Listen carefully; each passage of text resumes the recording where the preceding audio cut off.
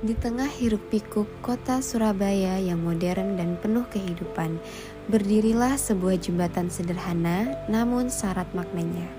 Jembatan Merah. Tak banyak yang menyadari bahwa di balik struktur besinya yang biasa, tersimpan sejarah luar biasa tentang keberanian, pengorbanan, dan harga diri sebuah bangsa.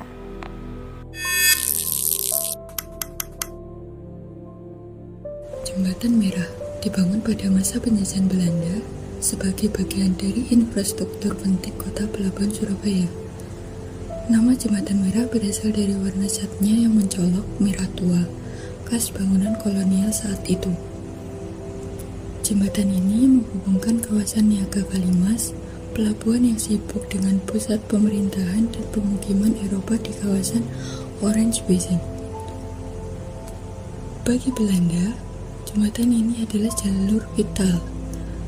Tapi bagi rakyat Indonesia, terutama warga Surabaya, Jembatan Merah adalah titik awal dari banyak kisah, kerja paksa, ketimpangan, dan pada akhirnya perlawanan. Setelah Indonesia memproklamasikan kemerdekaannya pada 17 Agustus 1945, Surabaya menjadi kota pertama yang menyatakan diri siap mempertahankan kemerdekaan dengan senjata. Semangat rakyat pun meledak. Persenjataan seadanya, tapi semangat juangnya tak tertandingi. Tanggal 25 Oktober 1945, pasukan sekutu yang dipimpin Inggris mendarat di Surabaya. Awalnya untuk melucuti senjata tentara Jepang, namun situasi memanas saat sekutu berupaya membalikan kekuasaan Belanda lewat Nika. Puncaknya terjadi pada 30 Oktober 1945. Di kawasan Jembatan Merah, terjadi insiden berdarah. Brigadir Jenderal Malabi, pemimpin pasukan Inggris, tewas dalam baku tembak. Peristiwa ini pun memicu serangan besar-besaran dari Inggris hingga menyulut pertempuran 10 November.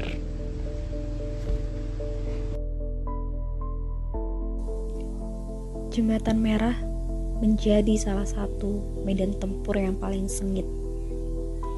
Rakyat Surabaya, dari buruh pelabuhan, santri, pemuda, hingga kaum ibu turun ke jalan.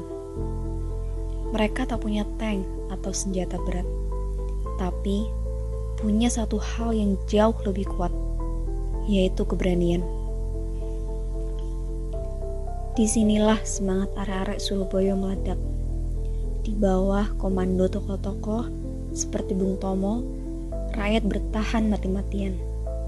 Bukan hanya untuk kota mereka, tapi untuk harga diri bangsa yang baru lahir. Jembatan Merah menjadi simbol bahwa kemerdekaan itu tidak diberi, tetapi diraih dengan darah dan nyawa. Hubungan Jembatan Merah dengan nilai-nilai Pancasila.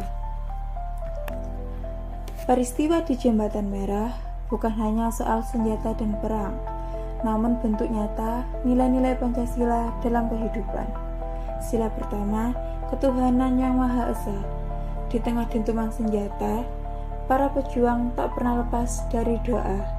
Keyakinan bahwa Tuhan menyertai perjuangan menjadi kekuatan moral yang tak tergoyahkan. Sila kedua, kemanusiaan yang adil dan beradab. Perlawanan terhadap penjajah adalah bentuk protes terhadap ketidakadilan. Rakyat bangkit karena mereka ingin diperlakukan secara manusiawi sebagai bangsa yang beradab. Sila ketiga, persatuan Indonesia. Di Jembatan Merah, tak ada lagi Jawa, Madura, Tionghoa, atau Arab. Semua menjadi satu Indonesia, persatuan yang lahir dari rasa senasib dan sepenanggungan. Sila keempat, kerakyatan yang dipimpin oleh hikmat kebijaksanaan dalam permusyawaratan perwakilan. Semangat musyawarah tercermin dalam setiap strategi yang disusun rakyat dan pemimpin lokal. Tak ada satu komando absolut, tapi keputusan bersama untuk mempertahankan kota. Sila kelima, keadilan sosial bagi seluruh rakyat Indonesia. Pertempuran ini bukan hanya tentang kemerdekaan politik, tetapi juga tentang hak untuk hidup adil, makmur, dan sejahtera di negeri sendiri. Itulah mimpi yang diperjuangkan di Jembatan Merah. Hari ini Jembatan Merah tetap menjadi denyut nadi kota Surabaya. Lalu lintas ramai melintas di atasnya tanpa menyadari bahwa di bawah aspal itu pernah tumpah darah para pahlawan.